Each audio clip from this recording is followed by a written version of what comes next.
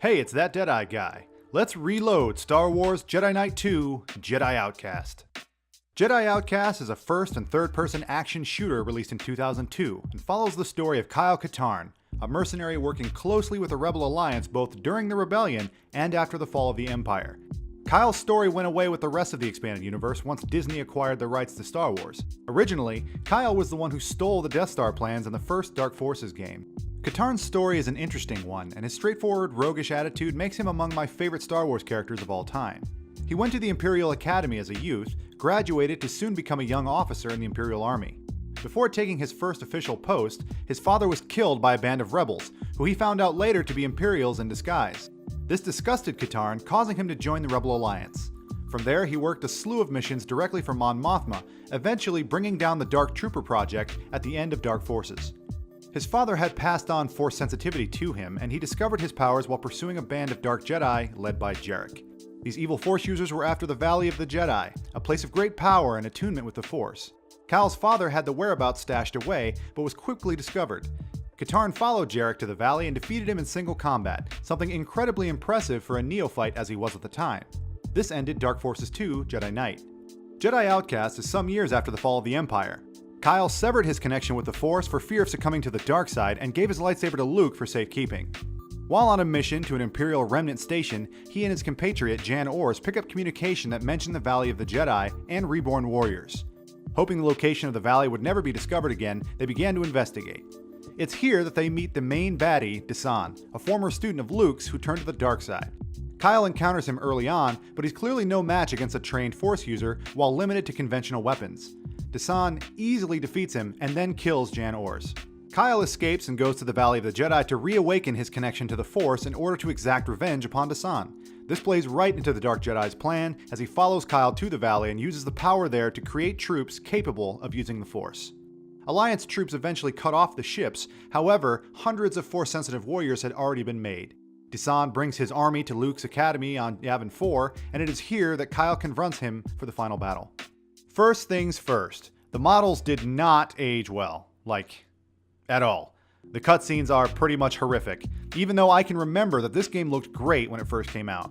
Zooming out from the models though, the environments still hold up pretty well, and the effects from the weapons still pop and have weight. You also get the full Star Wars musical score, which will never not be fantastic to listen to.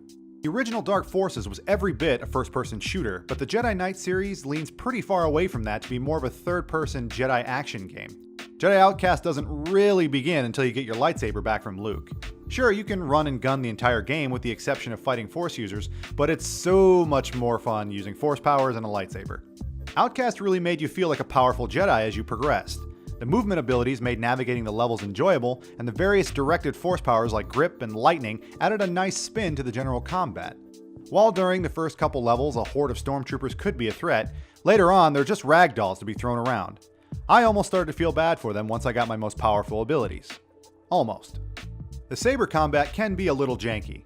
While Outcast spawned whole communities of modders and saber duelists, the base game can be a little hard to get a handle of. You'll find yourself flailing around a la Star Wars kids sometimes, and that can snap some of the epicness of combat away. Once you get a couple of your abilities down and figure out some of the patterns though, slicing through baddies with a lightsaber can be very satisfying. The story itself is pretty great, and you get to tag along with known Star Wars characters like Lando and Luke Skywalker for short periods of time. Remember Luke? Luke Skywalker? The guy that saved the galaxy from Palpatine's Iron Fist and redeemed his father from the dark side? Remember when he wasn't a bitter, cowardly, pathetic old man? But that was before the dark times. Before the Empire. But seriously though, slicing and dicing dudes with Luke was pretty cool, though brief. Just a nice bit of frosting on the proverbial cake of this game. It gave weight to Kyle's piece of the story. You're not playing some dude who just happens to exist in the same universe as known characters, you're playing someone who matters and is really making differences in the overall story arc. The AI is dumb, so don't expect complex combat situations at any point. Still, the hordes of enemies that get thrown at you never felt tedious as there's always creative ways to overcome them via Force powers. Fighting Desan's reborn warriors is easy once you realize that the strong saber style slices through them like a knife through butter. Hell, you can even beat down Desan with just a few direct hits with it. Sure, it ain't flashy, but those strong swings pack a punch. As I said, Kyle Katarn is a great character. Post-Jedi Outcast, he goes on to become the Jedi Battle Master for Luke's Academy, meaning he's likely on par with Skywalker in terms of saber expertise. In the Expanded Universe books, Darth Caedus, supposedly the next Darth Vader, actively runs away from Katarn because he knew he would lose a one-on-one battle with him. Dude is a certified badass, and one of the Jedi Masters who maintained his personality rather than becoming ultra stoic and passive. The gameplay in Jedi Outcast still holds up, and I'd recommend a playthrough for any fan of Star Wars that never had a chance to take a crack at it when it came out. As long as you can look past the fugly models, there's a lot of Star Warsy goodness to enjoy here, and you can generally get it for pretty cheap on whatever software distribution platform you prefer. Thanks for watching. Did you play Jedi Outcast back in the day? How's it hold up now? Let me know down below or over on Twitter. And if you like content like this, I'd really appreciate it if you hit that thumbs up and subscribe button. Until next time.